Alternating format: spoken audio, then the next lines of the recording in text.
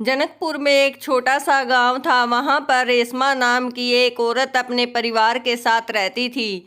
वह बहुत ज़्यादा कंजूस और लालची थी। उसके 2 बेटे और 2 बहुएं थी। वह अपनी बहुओं पर हर समय रोक टोक रखती और कभी उनको कुछ खाने को नहीं देती थी। अगर सब्जी भी बनानी होती तो उसमें तेल वगैरह भी नहीं डालने देती और जो भी छिलके वगैरह होते उनकी भी सब्जी बनवा के उनसे खाती थी।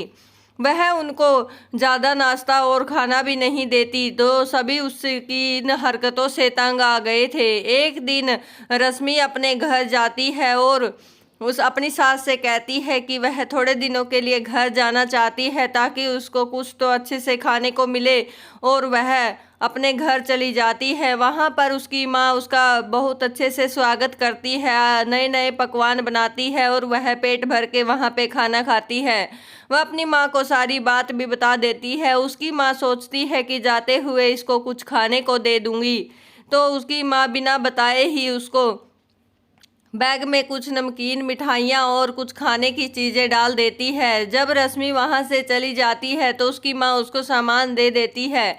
वह जैसे ही घर पहुँचती है वहाँ पर उसकी सास उसका इंतज़ार कर रही थी।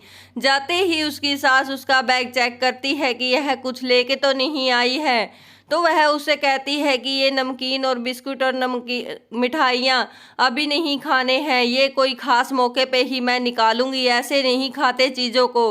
वह उससे सारी चीज़ें छीन लेती है और अपनी अलमारी में रख देती है और ताला लगा देती है। दोनों बहुएं मिलकर एक प्लानिंग करती हैं कि अब ऐसा नहीं चलेगा, ऐसे कैसे भूखे रहेंगे, ये तो बहुत अत्याचार है, सारा दिन काम करते हैं। वह चाबी को ले लेती हैं और पीछे से मिठाइयाँ निकाल के खा लेती हैं। जब सास आती है तो खाली डब्बे देख के बहुत ज़्यादा गुस्सा हो जाती है। दोनों को बुलाकर खूब धमकाती है कि यह मिठाई कहाँ गायब हो गई। दोनों ही झूठ बोल देते हैं कि यह मिठाई तो चूहों ने खा ली है, अगर आप हमें खाने देते तो चूहे नहीं खाते। उसकी सास को थोड़ा सा समझ में आ जाता है और वह इसके बाद निर्णय करती है कि आज के बाद वह अपनी बहुओं और बेटों को कभी कुछ खाने से नहीं रोकेगी। उसको अपना अत्याचारी का अंदाजा हो जाता है। अब वह किसी पे रोक टोक नहीं करती है और सबको अपनी मर्जी का खाने देती है और मिठाइयाँ और नमकीन निकाल के ले आती है और सब खुशी खुशी रहने लगते हैं। इतनी कंजूसी भी नहीं करनी चाहिए कि परिवार वाले ही तंग हो जाए।